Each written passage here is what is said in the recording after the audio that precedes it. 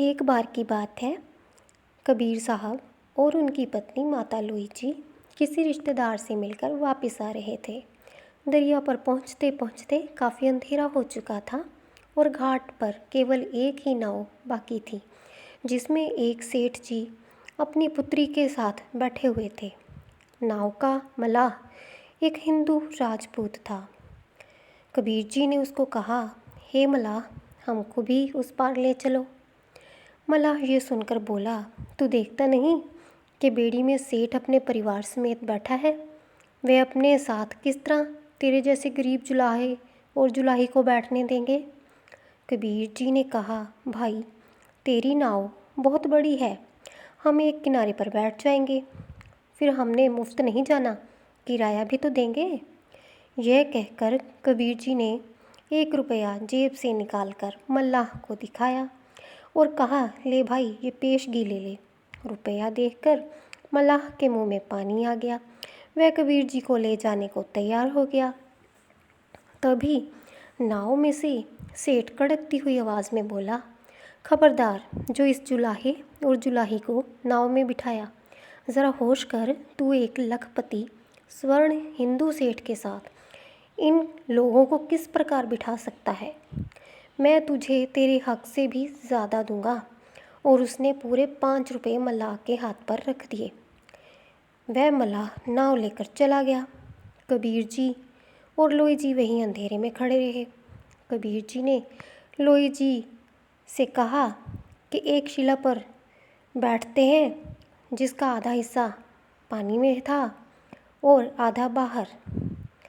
लोई जी ने पूछा, स्वामी जी, कि आज रात हम यहीं पर रहेंगे।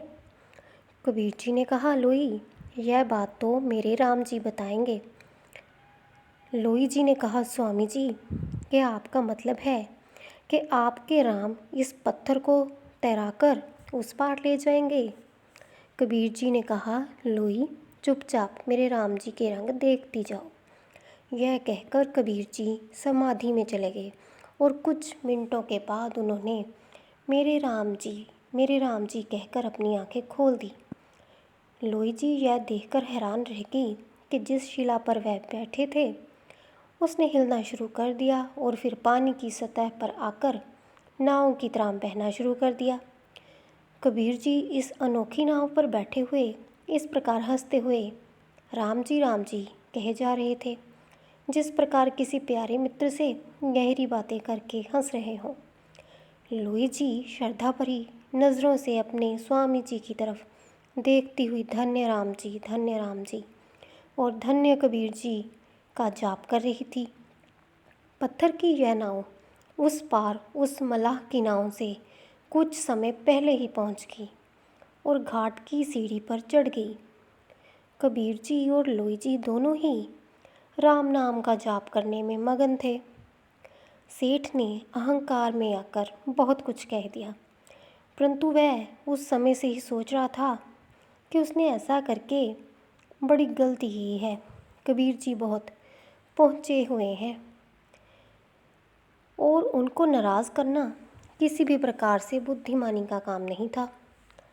यह सोचते हुए जब वह मंजिल पर पहुंचा तो उसने कबीर जी और लोई जी को जब किनारे पर पहुंचा पाया तो वह हैरान और परेशान हो गया। सेठ कबीर जी के चरणों में जा गिरा और बोला, हे कबीर महाराज, हे सतगुर, मुझसे बड़ी भूल हो गई है। मैं पापी हूँ, गुनाहगार हूँ। आप मेरे पापों और गुनाहों को माफ़ कर दो। कबीर जी ने सेठ से कहा, अगर आपका नाम रामदास है तो आप राम के दासों वाले कार्य भी तो करो। यह तो भाई अच्छी बात नहीं कि राम जी के दास होकर उनके बंदों से नफ़रत करते चले जाओ। सेठ रामदास बोला, महाराज, मेरा गुनाह माफ़ कर दो। आज से मैं राम जी के दास वाला कार्य किया करूँगा और कभी भी अहंकार को अपने पास नहीं आने दूँगा। कबीर जी ने कहा, अब तुम्हारा दिल साफ हो चुका है।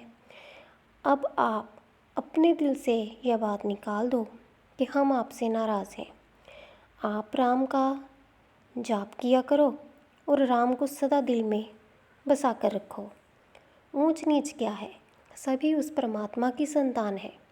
यह ऊंच नीच तो इंसान द्वारा बनाई गई है।